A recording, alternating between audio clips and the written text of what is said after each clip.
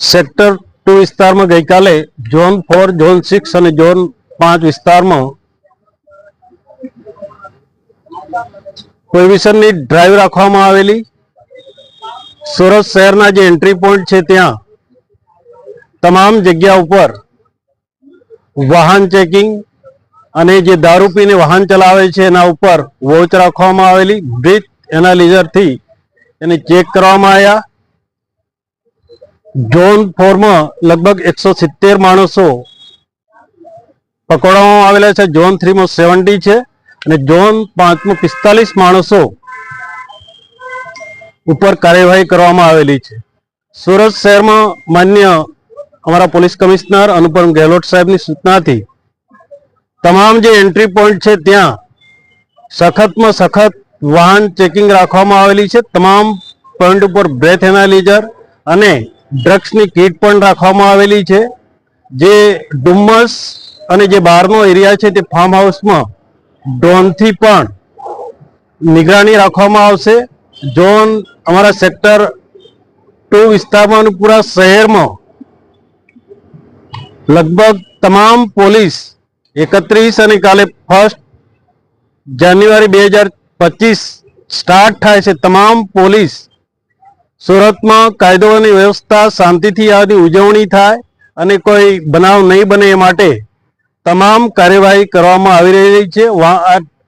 આજે તો આટલા 225 થી 265 માણસો પકડ્યા છે, પણ આજે બપોરથી જ અમને જે લાગે છે ગુનેગારો દારૂ પીને જ્યાં ફરે છે ત્યાં તમામ જગ્યા ઉપર ચેક કરી વધુમાં વધુ કેસો આવતીકાલે કરવામાં આવશે અને સુરત શહેરમાં શાંતિ રહે, કાયદો અને વ્યવસ્થા અને પરિસ્થિતિ ખોરવાય નહીં અને તમામ પ્રયત્નો કરવામાં આવશે.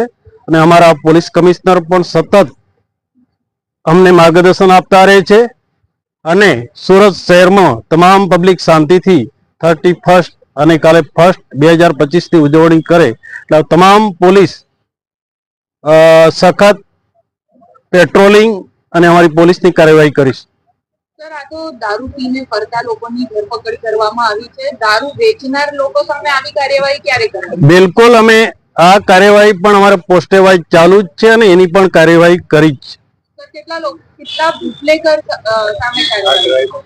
અમે 56 બુટલેગરો વિરુદ્ધ કાયદેસરની કાર્યવાહી કરી છે. તે સિવાય પાસાની કાર્યવાહી પણ અમારા પોલીસ કમિશનર દ્વારા હમણાં એક વીકની અંદર પણ કેટલાક લોકોને પાસા પણ કરવામાં આવેલી છે. જે બુટલેગર છે આવી રીતે એમને ક્યારે લાવવામાં? અત્યારે પોલીસ જે વાહન ચેકિંગમાં જે વાહન દારૂ પીને ચલાવે છે અને જે રસ્તા ઉપર રખડે છે એના વિરુદ્ધ કાર્યવાહી કરી છે. પણ એના પછી 31 પછી અને 1 2025 જો જેની પાસે જે દારૂનો ધંધો કરે છે, વેચે છે, એમને પણ અહીંયા લાવી અને એમને પણ જરૂરી સૂચનાઓ આપવામાં આવશે. સુરત શહેરમાં 31st ને લઈ સુરત શહેર પોલીસ એક્શન મોડમાં આવી છે. 31st ના એક દિવસ અગાઉ જ સુરત શહેર પોલીસ દ્વારા કાર્યવાહી કરવામાં આવેલી છે. આપણી સાથે ડીસીપી ઝોન 4 જોડાયેલા છે, તેમની પાસેથી જાણીએ કે કેવી રીતે કાર્યવાही કરવા. જી સર. ये माननीय सीपी सर की सूचना से प्रोहिबिशन का ड्राइव रात को रखा था नए साल को ध्यान में रखते हुए, तो उसमें 250 से ज्यादा लोगों के खिलाफ कार्रवाई की गई है और आज फिर से हम ये बहुत ही सख्ती के साथ कार्रवाई करने वाले हैं.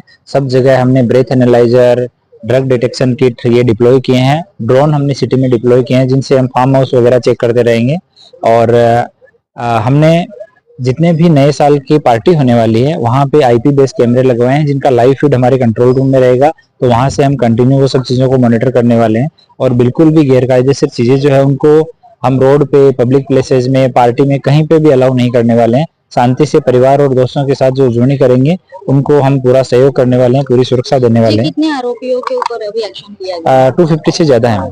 और 31st के लिए सूरत सिटी की पब्लिक को क्या? आप शांति से परिवार दोस्तों के साथ में नए साल की उजवनी करें. नशीले पदार्थों से, रोड पे हो हुल्लड़ करने से, गलत तरीके से गाड़ियां चलाने से इन सबसे बचें, कानून का पालन करें और नया साल आप सबके लिए मंगलमय हो. Thank you. જે આપણે ડીસીપી ઝોન 4 સાથે વાત કરી તેઓએ જણાવ્યું કે સુરત શહેર પોલીસ દ્વારા એક દિવસ અગાઉ જ પોલીસ કાર્યવાહી કરવામાં આવેલી છે. સુરત શહેરના અલગ અલગ વિસ્તારોમાંથી 200 થી 250 જેટલા જે નશીલા જે ઈસમો હતા તે લોકોની ધરપકડ કરવામાં આવેલી છે અને તે લોકોની ઉપર કાર્યવાહી કરવામાં આવી છે. સાથે સુરત શહેર પોલીસ દ્વારા સૂચના પણ આપવામાં આવેલી છે કે 31st ની ઉજવણી દરમિયાન કોઈ ગેરપ્રવૃત્તિ કરવામાં આવશે તો તેની ઉપર પોલીસ દ્વારા કાર્યવાહી કરવામાં આવશે અને કાયદેસરની કાર્યવાહી કરી તે લોકોની ધરપકડ પણ કરવામાં આવશે. તો સાથે જે 31st ની ઉજવણી દરમિયાન લોકોને હેરાનગતિ ના થાય, કોઈ ગેરપ્રવૃત્તિ ના થાય તે બાબતે પણ ખાસ સુરત શહેર પોલીસ દ્વારા સૂચના આપવામાં આવેલી છે. કેમેરા પર્સન સાથે રશ્મિ રાણા, રફતાર સુરત.